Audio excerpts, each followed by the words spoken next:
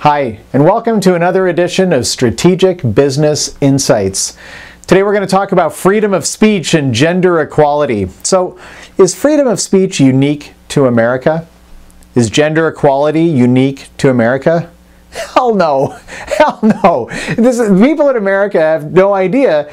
I blame the American media, okay? People here think that, we're the best country in the world because we have freedom of speech, not realizing that the entire Western world has freedom of speech. There's nothing unusual, absolutely nothing. The problem is that the media, we don't hear anything about Germany, we don't hear anything about UK, France, Japan, Canada, Australia, New Zealand, right? South Korea. These are all developed countries around the world. The only countries we hear about on our media are these developing countries that are struggling and having problems, like Iraq and Afghanistan and Syria. That's what our media tells us about, right? Egypt, India, right? We hear about those second world nations, third world nations that are struggling, and of course in those areas there's no question that there's more restrictions and they don't have freedom of speech the way we do, and gender equality issues are, there's really no gender equality in those countries. But there's a huge Western world. We are just one country of many developed countries. Now, there are things that distinguish America, and reasons why we should be proud of being Americans, and certainly why I am proud of being an American, and why I moved to this country from Canada. And I'll get to that in a second. But freedom of speech and gender equality? No, hey man, they've got that all around the world, in the developed parts of the world.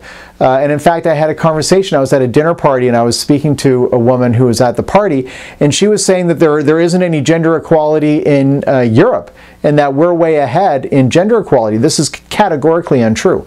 In fact, the percentage of people who are graduating with university degrees is the highest. The percentage of women graduating from university degrees is much higher, or significantly higher in Europe than it is in America.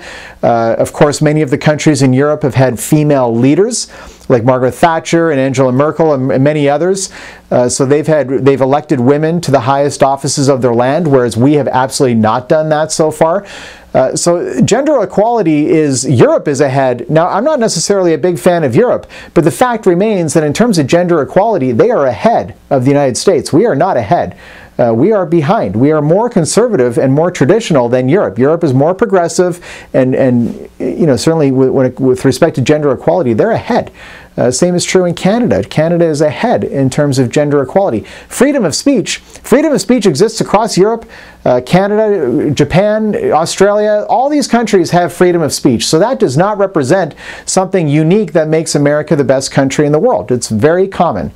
And I think Americans need to know that that is not the distinguishing factor. So what's the distinguishing factor that makes America better, in my opinion, than the rest of the world, and the reason why I moved here?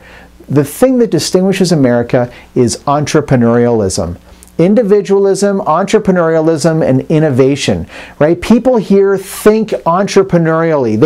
They're very independent, they're very self-reliant, and that causes some problems politically, right? That's one of the biggest motivators behind the American gun culture, is that everyone wants to be able to protect themselves against, anyone, including their own government. Americans hate their government. It's different than Europe.